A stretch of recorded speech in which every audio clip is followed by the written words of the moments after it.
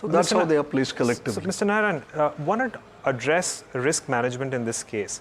A lot of traders and investors out there firstly struggle in at what point in time should they add on to their existing position.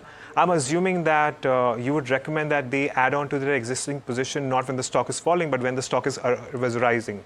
And secondly, the exit strategy, that perhaps is the biggest struggle out there. At what point in time do you decide that the stock has had its run, it's seen enough, and that's when you decide to either partially or completely exit?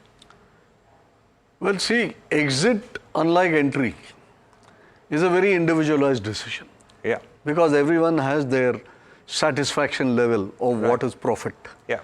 Whereas there can be a decent amount of consensus about where it is to be bought. Yeah. Because on value, based on what they read, whom they listen to, etc., everybody gets an idea of that stock A or B is at a certain value where it should be bought, the risk is low and all that. Yeah.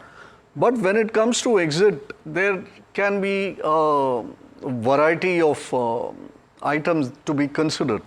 One, of course, is the personal level of satisfaction about what is the amount of profit that I seek. Sure. Now, that's fairly arbitrary and there can never be a rule around it. Right. It is tied to the individual's, individual's account and where he is in the whole rainbow of things. Otherwise, the typical exit strategy which is applied is when there is a fundamental change which happens. Right. Now, fundamental changes to manifest take a little time, and it is only the people who do a deep dive into it can spot some changes in trend. So that will require certain amount of skills which is not there with most people. Right. So exiting near the top therefore becomes one of chance and for a few people by design. Yeah. So let's leave that also out of the equation. So that leaves us with the rest of the people who look at overt signals of a change in trend. Right. Now, these overt signals of change in trend can come from the chart, can come from valuation discomfort, can come from a point vis-a-vis the market as a whole, etc. So there are so many points. Now, if you take the market as a whole, that is doing gloriously well. Right. So the market is not signaling an exit in most of the counters, but it is also a fact there are many stocks which have been blazing away and are way out of whack with valuation. Yeah.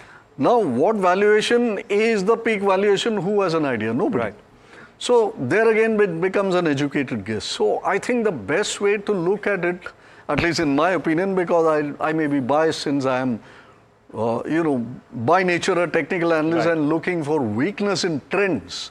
And that too trends over a longer period of time to tell me that things are not as rosy as they were in the past. Right. And you can find that out if you are decently adept at studying charts and finding out and being able to look at longer term charts. Right. I think there are a few kind of pockets in the market which are showing that sort of signals.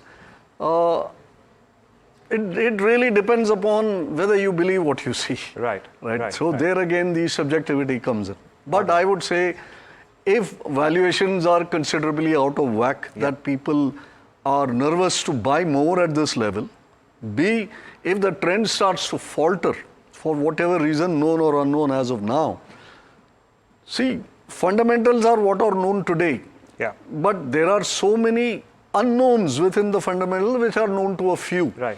The actions of those few, when it is reflected on the charts on a more consistent basis, that is what will tell us on the charts, if you do a deep enough study, that things are not as good as they were before. And perhaps it may be time to take some money off. Right. Absolutely.